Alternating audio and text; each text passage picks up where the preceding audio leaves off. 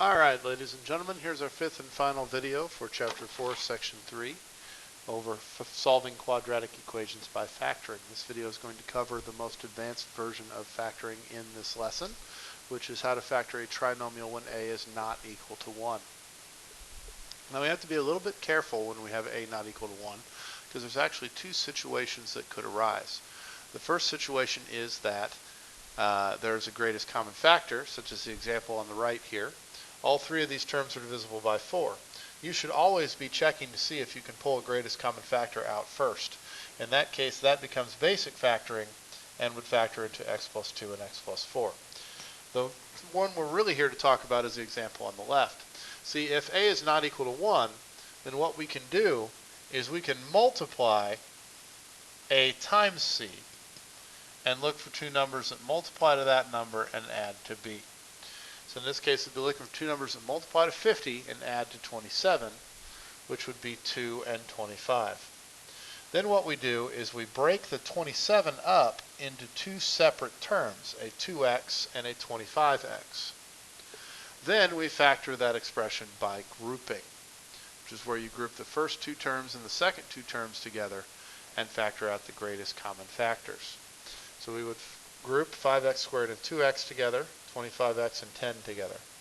5x squared and 2x share a term of x, so we factor that x out. 25x plus 10 share a factor of 5, so we pull that 5 out. Then you'll notice that those two factors now share a binomial of 5x plus 2, which then gets factored out, leaving x plus 5 as the other factor. Okay? So let's take a look at some examples of that. So we're looking for two numbers that multiply to 5 times 6, which is 30, and add to 13. Well, that would be 10 and 3. So we're going to break up this middle term into a 10x and a 3x. And it doesn't matter which one you write first. It makes absolutely no difference.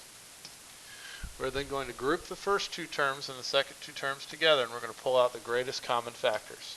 So the first set of parentheses has the greatest common factor of 5x, which would leave x plus 2 on the inside. Second set of parentheses here has the greatest common factor of 3, which will leave x plus 2. Now the whole point is to get this to be the same binomial, because then that can be pulled out, leaving 5x plus 3 as the other factor. Okay, on letter B, we're doing 3 times 10, which is 30. We need two numbers that multiply to 30 and add to 17. That would be 2 and 15. So again, we're going to break that 17x up into a 2x and a 15x. It does not matter which one we write first. Group the first two terms and the second two terms. Factor out the greatest common factor. So the first set of parentheses, the only greatest common factor would be an x, which would leave 3x plus 2. Second set of parentheses, all I can take out is a 5, which would leave 3x plus 2. Then I factor out 3x plus 2, which leaves x plus 5 for my other set of parentheses. Okay, letter C, 3 times negative 20 means I need numbers that multiply to negative 60 and add to negative 11. Well, that would be negative 15 and positive 4. When only one of them is negative, I do suggest that you write that term first. So the negative 11x is getting broken up into a negative 15x and a positive 4x. It still doesn't technically matter which one you write first, but if you write the negative first, you're less likely to make an arithmetic mistake and lose track of the negative. Group the first two, group the second two, and factor out the greatest common factors. So the first set of parentheses, we can take a 3x out of that, which would leave x minus 5. Second set of parentheses, we can take a 4, which would leave x minus 5. So once again, you would have an x minus 5 and a 3x plus 4 for your two terms. Try letter D. Pause the video, try it on your own. then resume the video to see how you did. A times C is 2 times negative 1. Which means we're looking for two numbers that multiply to negative 2 and add to negative 1, which is our B value. That would be negative 2 and positive 1. So we break up that middle term into a negative 2x and a positive 1x. We group the first two and the second two, factor out the greatest common factor. So here we can take out a 2x, which would leave x minus 1. Here we don't have any common factor other than 1, so we pull a 1 out, which leaves x minus 1. So our two factors are x minus 1 and 2x plus 1.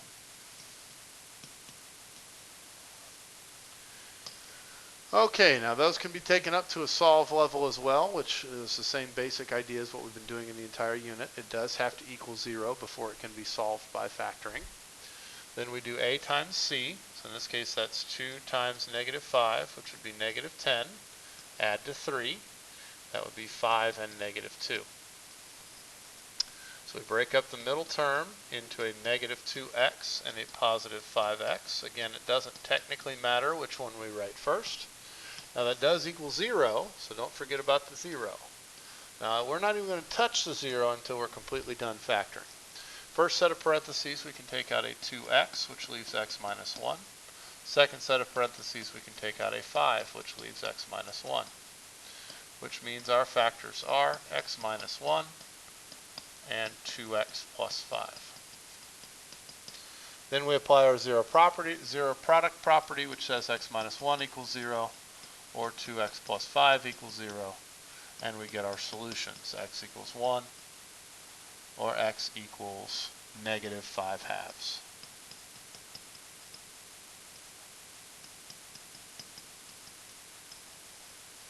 Okay? And again, we've done this before. All we're doing there is solving these individual equations. And with grouping, there's usually one that has a fractional answer. On letter F, we would do, again, it has to equal 0, which it does. So we do 4 times 10, which is 40. We need numbers that multiply to 40 and add to negative 6. That would be negative 10. And, well, let's see here. Add to 40, or multiply to 40 and add to negative 6, those do not exist.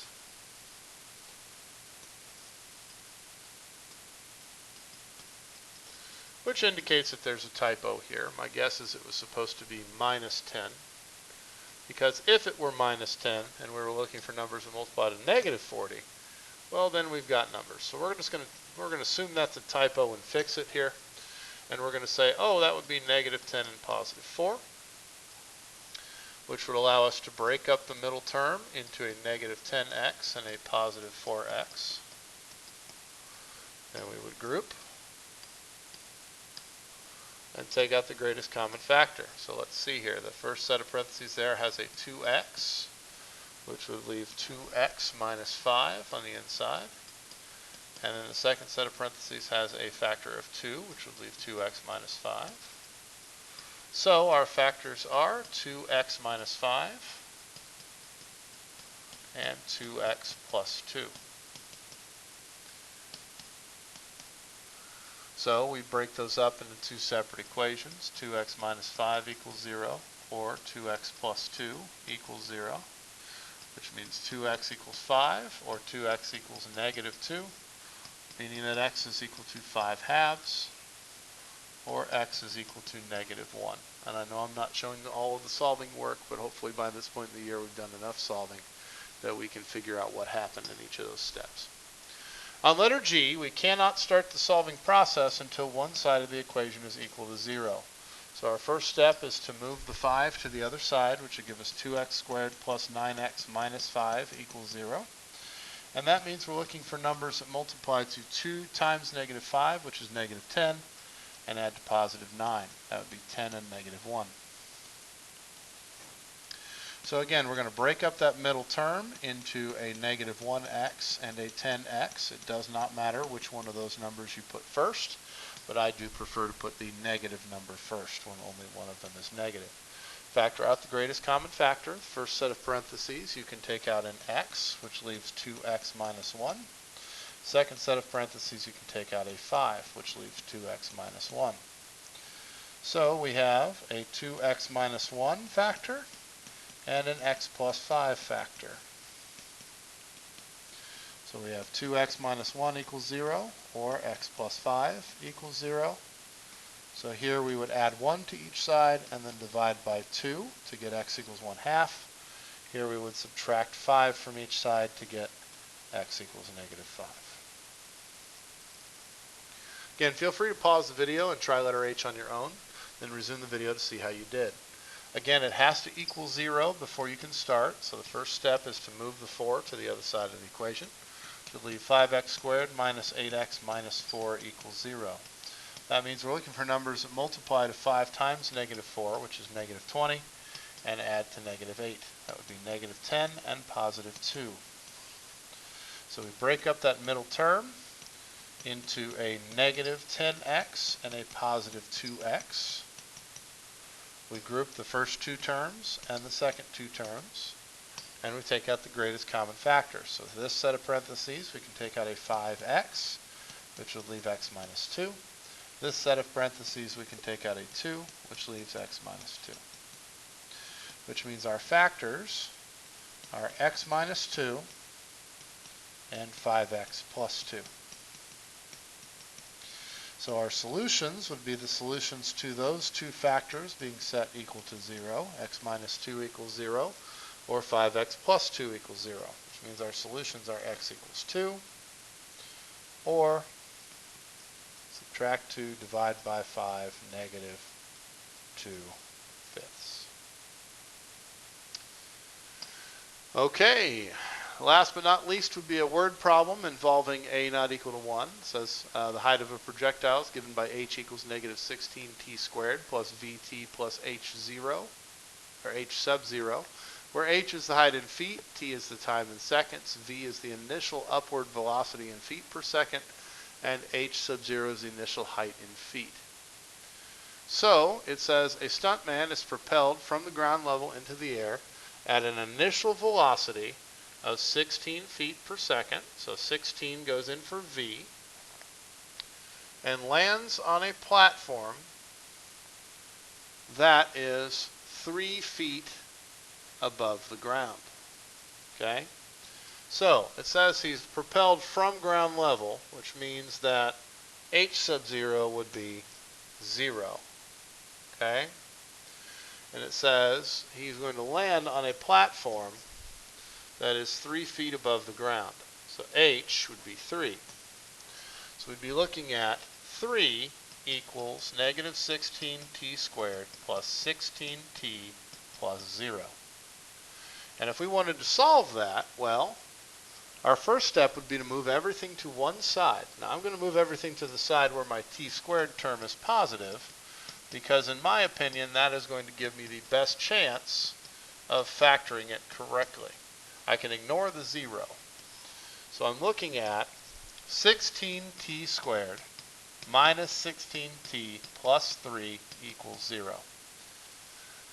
Now, that means I'm looking for two numbers that multiply to 16 times 3, which is 48, and add to negative 16, which means they both have to be negative. In this case, negative 4 and negative 12 would be those numbers. So I'm going to break that middle term up into a negative 12t and a negative 4t. Then I'm going to group. Now if your second term is a negative, then when you group the negative as well. We factor out the greatest common factor. So here we can take out a 4 and a t, which would leave 4t minus 3. And then here, to make these match, we would need to factor out a negative 1, which would change the signs to 4t minus 3. That means our factors are 4t minus 3 and 4t minus 1.